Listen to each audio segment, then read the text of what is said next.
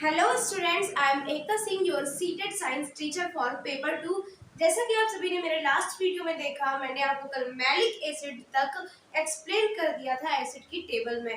ठीक है, अब हाँ, और बीच में जो फॉर्मिक एसिड पर डिस्टर्ब आया था कि उसमें क्या लिखा था, उसका नेचुरल सोर्स, वो हमारा वहाँ स्किप हो गया था, जिस वजह से मैंने आपको सॉरी कहते हुए कहा था मैं इसे नेक्स्ट वीडियो में कंटिन्यू करूँगी। ठीक है, तो आज मैं फॉर्मिक एसिड से स्टार्ट करते हुए नेक्स्ट आगे के एसिड्स आपके लिए लेकर के आई हूँ। आई होप आपको आज कोई प्रॉब्लम नहीं होगी, आज हमारी क्लास के बीच में कोई डिस्टरबेंस नहीं होगा, सारे ही पॉइंट्स हमारे हिंदी और इंग्लिश में क्लियर हो जाएंगे। ठीक है, और हाँ, लास्ट तक जरूर बने रहिए, क्योंकि इन सभी पॉइंट्स को क्लियर करते करते हम ये भी देखते हैं कि हमारे इन पॉइंट्स से किस तरह से सीटेट में क्वेश्चंस बन करके आ सकते हैं। ठीक है, तो आइए स्टार्ट करते हैं। चैप्टर 2 में हमारा मटेरियल्स ऑफ डेली यूज, ठीक है, ये हमारा चैप्टर 2 था। ठीक है, इसमें हमने स्टार्ट किया था फोर्थ वीडियो में आकर के। फर्स्ट टॉपिक हमारा एसिड चल रहा है अभी भी।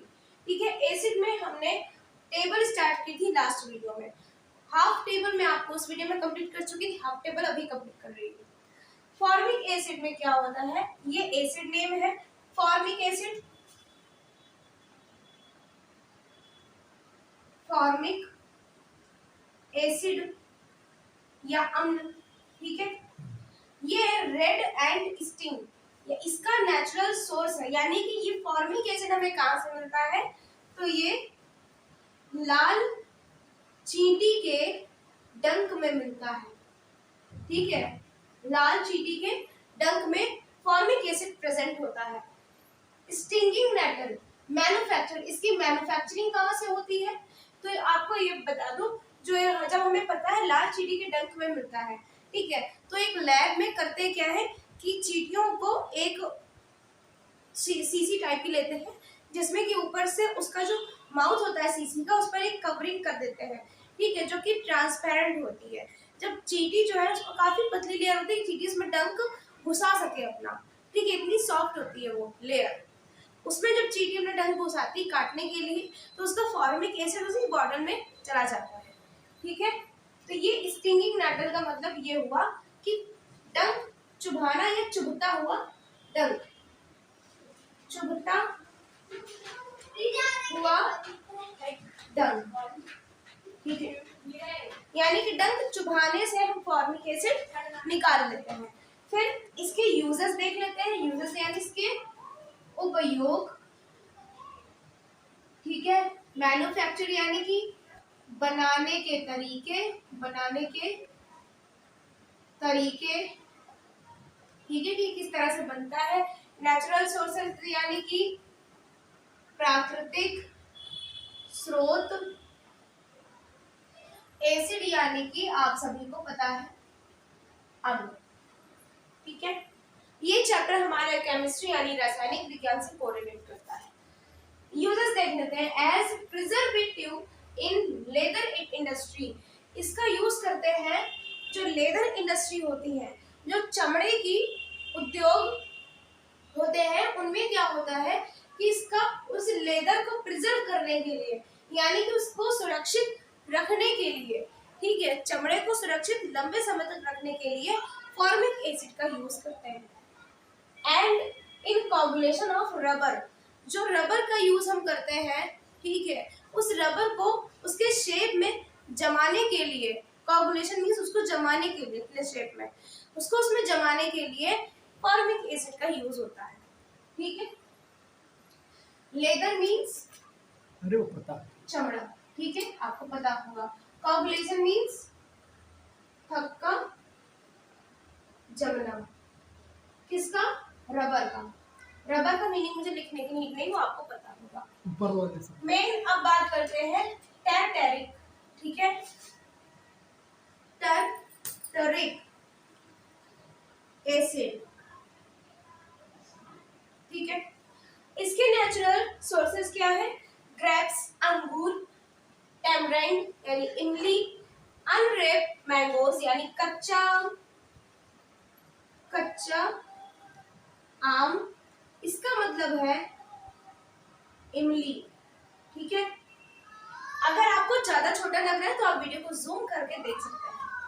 ये इसके नेचुरल सोर्सेज है। अब देखते हैं ये बनता कैसे है, इसका मैन्युफैक्चर कैसे किया जाता है। फ्रॉम मैलिक एंड हाइड्राइड, यानी कि जो मैलिक एंड हाइड्राइड होता है, मैलिक एंड हाइड्राइड होता है, इसके थ्रू हम टर्टरिक एसिड को मैन्युफैक्चर करते हैं। आगे देखते हैं इसका यूज कहाँ होता है। ठीक है, फॉर मेकिंग बेकिंग पाउडर, क्या बनाने में, इसका मीनिंग यहाँ पे मैं राइट करूंगी।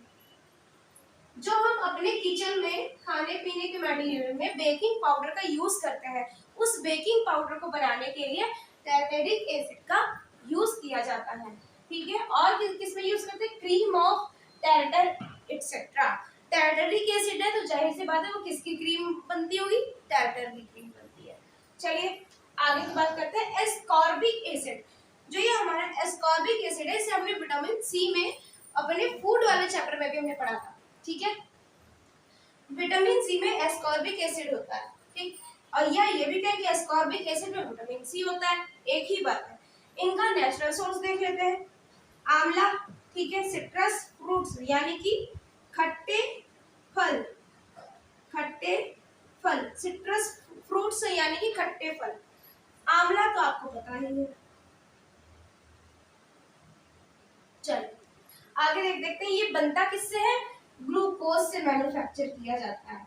किससे मैन्युफैक्चर किया जाता है, ग्लूकोज से किया जाता है।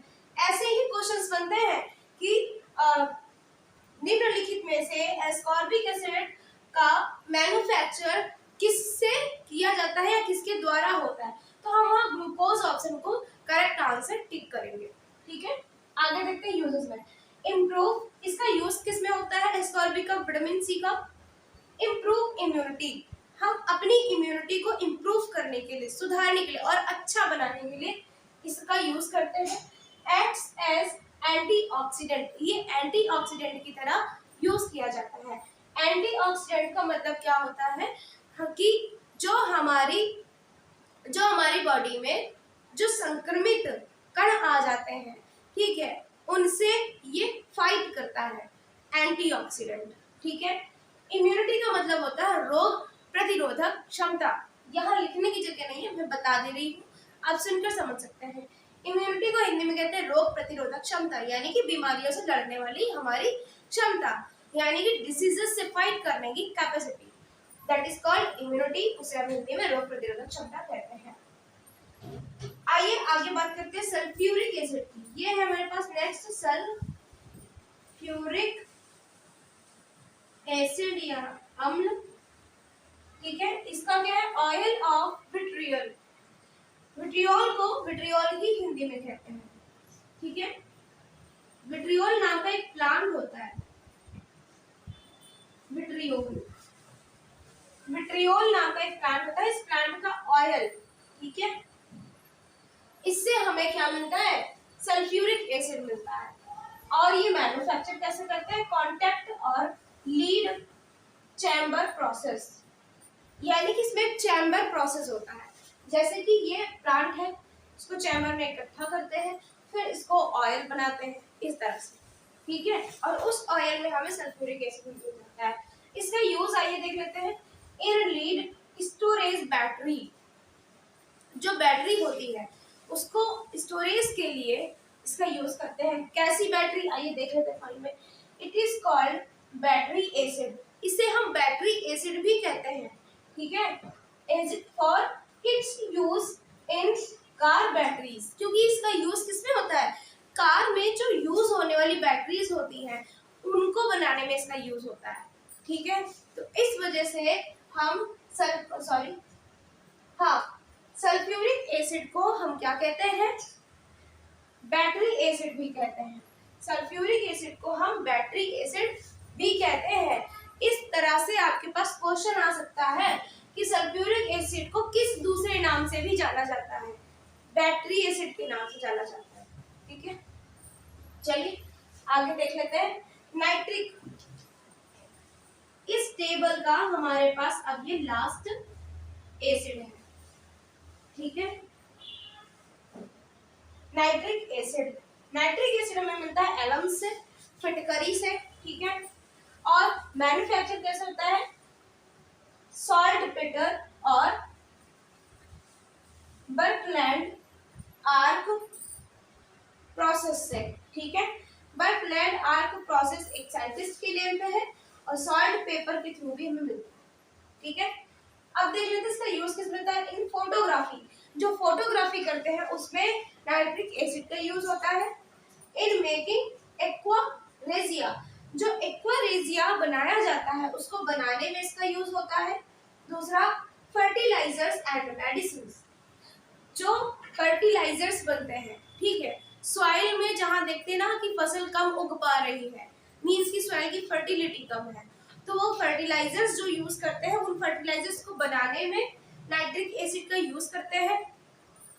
दूसरा पॉइंट, और मेडिसिन, कुछ मेडिसिन ऐसी हैं जिनमें नाइट्रिक एसिड का यूज होता है। आई होप आपको समझ आया होगा फॉर्मिक एसिड और टर्नरिक एसिड, एस्कॉर्बिक एसिड यानी विटामिन सी, और सल्फ्यूरिक एसिड और नाइट्रिक एसिड, ठीक है। इनके नेचुरल सोर्सेस और मैन्युफैक्चर मेथड और यूजेस बहुत ही ब्रीफली और अच्छे से आपको ये क्लियर करके स्टडी करना पड़ेगा, क्योंकि इन्हीं में से बहुत ही बारीकी से क्वेश्चंस बन के आता है। इस चैप्टर के कंप्लीट होते ही लास्ट चैप्टर की तरह भी मैं प्रैक्टिस सेट प्रीवाई क्यूज आपको लेके आऊंगी, तो मेरे साथ बने रहिए, मेरे चैनल से जुड़े रहिए और इसी तरह फ्री ऑफ कॉस्ट तैयारी करते रहिए। आज के लिए इतना ही, मिलते हैं नेक्स्ट वीडियो में एसिड के आगे के नेक्स्ट टॉपिक के लिए, ठीक है।